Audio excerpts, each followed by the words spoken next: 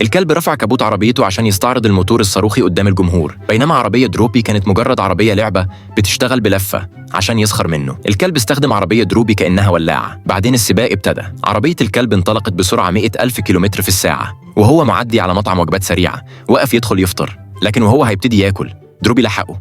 خلص أكله بسرعة وضغط بنزين وجرى ورا دروبي عشان ما يسبقهوش. الكلب رسم نفق مزيف على الجبل اللي هيمر منه دروبي. زي ما توقع، افتكر إن دروبي هيخبط في الحيطة، لكن دروبي عدى عادي من غير ما يتأذى. الكلب جري وراه على طول، لكنه خبط بعربيته واتدمرت عشان يكمل. بعد كده الكلب اتنكر في هيئة واحد واقف محتاج مساعدة. طلب من دروبي يساعده يصلح عربيته. دروبي فعلا صلحها، لكن أول ما الكلب حاول يشغلها ويعدي قدام دروبي، العجل طلع يلف في الهواء عشان يضيع دروبي السباق.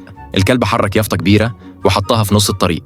دروبي دخل فيها بالعربية، فالكلب خد اليافطة ورماها في النهر وفرح قوي إنه كسب بدري. راح على طول يقضي إجازة على البحر. فجأة الإذاعة أعلنت إن دروبي قرب من خط النهاية. الكلب اتخضى، شغل العربية بسرعة عشان يلحقه، لكن من كتر السرعة خبطوا أتوبيس وتحولت عربيته خردة. في الآخر الكلب انتهى في المستشفى وخسر فرصة إنه ياخد البطولة.